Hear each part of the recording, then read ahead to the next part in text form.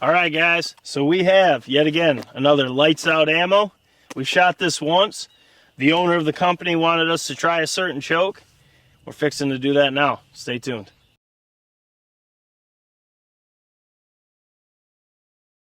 In this box right here, with the lights out ammo on it, you can see this is what we're fixing to shoot. We got a 2 3/4 ounce and 3/8 of straight 10s, and she's zipping. She's going 1,200 feet per second. Now, he wanted to see this load. It was one of the ones he requested because he hasn't had a chance to pattern it himself. So he wanted to see how it would do for us. And either the Mossberg SA-28, which we have here today, with the kicks 505, which ours measures in at 499. I checked it after we shot some tests to see if it was just a burr with gauge pins. It is a 499, so keep that in mind. But this choke right here with 10s, I think Hawk shot it a couple times, and it is pretty filthy with 10s. So he wanted to see what it would do in both the Mossberg SA-28 and the Viper. So we got one more shell, so we'll save that for the Viper to shoot this choke in it. So I'm kind of curious to see if this 505 or 499 is ours gauge pins at, but it's a 505. If that'll help control these 10s they're frickin' zipping. I mean, these are pissed off little bees right here, 1,200 feet per second. That's fast. So what we're gonna do, we're at 40 yards to the tip of the choke as always. And we got a kapow turkey target down there. We're gonna shoot it, and we're gonna see what this setup does, and we're gonna go from there. So, like always, we got the Mossberg SA-28. We have the kicks 505 Gobblin Thunder, and we have lights out ammo 2 3/4 ounce and 3/8 of straight 10s going 1,200 feet per second. So I am not zeroed to this load, but I will be pretty dang close. So I'm just holding wattles like always, and we're gonna see what this can do on paper at 40 yards. So let's get right to it.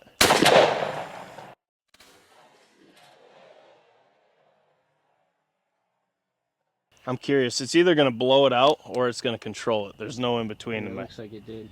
Control it or blow it out? Looks like it blew it out, but that's hard to tell.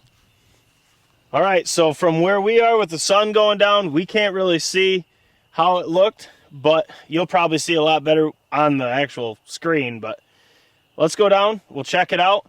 And it's going to go one of two ways. It's either going to control that shot or it's going to blow open. We'll see. I don't think I've shot this kicks in my SA-28, so this is brand new in this gun too. So let's go down and check it out. All right, guys, so once again, that was the lights out ammo. He wanted to see that 2 3/4 ounce and 3/8 of straight 10s going 1,200 feet per second in both our SA-28 and the G2 Viper with the kicks Gobblin Thunder 505, and the one we have gauge pins at 499, so keep that in mind. But at 40 yards, we're running into a bit of a problem here, Jimmy. Okay, you can see I'm low, but the core looks to be right here. Now in the core, you have good dispersal of pellets because it's not tight at all. And I actually think that was the first time shooting that kicks in my Mossberg, I do believe. And I don't think she liked that 499 at all. It might be a mix of this shell going 1,200 feet per second with straight 10s and that over constriction, because you can see here most of the pattern is actually a flyer.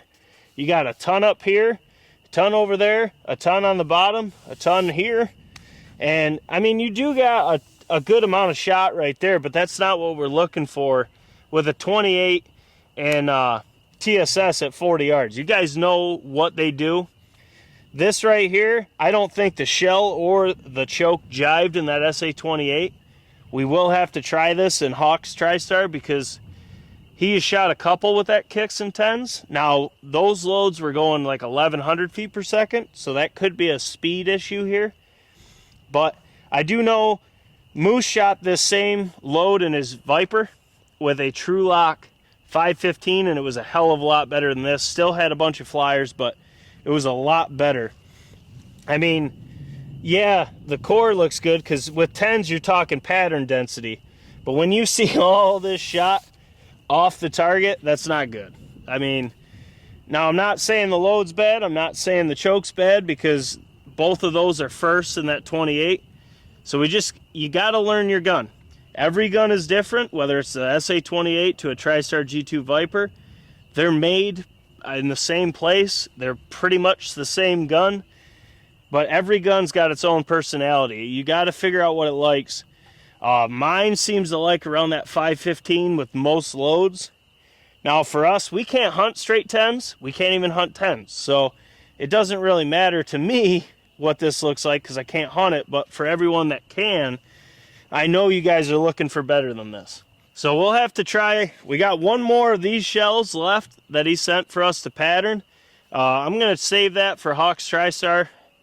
And if he wants us to, because he'll see this pattern because he is a member, so he gets to see all our tests as soon as we edit and drop them. He'll see this. So I'll wait to see what he says about it, if he wants to see the kicks again or try a different choke, because clearly this setup just did not jive in my 28, my SA-28. I mean, you'd kill him, but you'd have to be extremely conscious about what's near that gobbler when you shoot, if you shoot at 40 yards. You definitely couldn't push this past 40 because your whole pattern would almost be a flyer. It just would not be an ethical shot. I think for this, in my gun, it's like it's like 25, 30 yards under. I would say I'd feel comfortable. But we've seen 10s do a lot better than that in 28 gauges. And it could be the kicks being too tight. It could be the 10s going too fast. There's so many variables in every pattern test, let alone every gun likes something different. So it's impossible to know what's going to happen when you squeeze the trigger unless you put it on paper. All it comes down to is this setup didn't jive. It could absolutely hammer in Hawks. I think with straight 10s, it seems like we've patterned a couple loads in 28 gauge that are going 1,200 feet per second with 10s. And it seems to yield about the same thing no matter what the choke is. I think you bring that down to 1,100, somewhere in there, I think you get dirty patterns. Like we always say, you have to put it on paper. You have to see what it's going to do. You never really know, and that's why we don't like to recommend anything to tie that in too. It's so hard because everyone hunts different. Everyone has a perfect pattern that matches their hunting application, which is different than everyone. So it's impossible to recommend something and be accurate. That's why we like to just give you the playlists. Just look through all the chokes that you want to see, the loads you want to see what your eyes like, and guys, that's going to be the best starting point.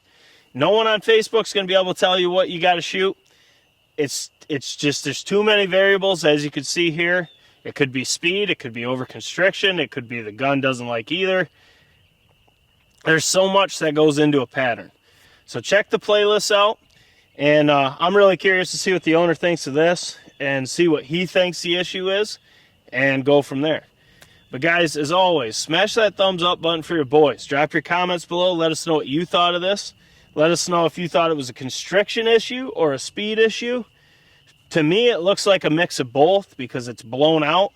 Now, there's not a bunch of giant voids in the core, but there's a ton of flyers.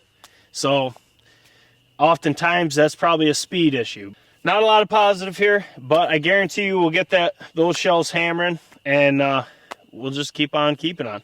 But I'm curious to see what you guys have to say. Make sure to subscribe. If you're new to the channel and you haven't subscribed yet, hit that subscribe button, hit the notifications bell. We got 2 videos a day dropping. It's going to be like that probably till the end of turkey season now. And if you want to watch all these tests at your own leisure and early, as there's already 30-some pattern tests already up on the channel, make sure down in the description, check that membership out. It's $10 a month. It greatly supports the channel. It allows us to do all this for you guys, and it allows you guys to see all these tests early. You're never going to miss a test because you're going to see them weeks early. And on those 2 videos a day, you can watch them as you need to see them. So you're not going to miss any content. You're going to see what's all on there. You can watch what you want to watch. Most importantly, you can beat the public to see in the video. So if it hammers, you can buy whatever's in it that you want to try out. Guys, greatly, greatly appreciated. All the members, we're over 30 now, so I can't thank you guys enough. Also, down in the description, there's also tagged products. Our online store is underneath every video, so check that out as well. But we got more pattern tests to try to squeeze in before it gets dark. Guys, it's Jake Sleesman, Blue Collar Outdoors, and we'll catch you on the next one.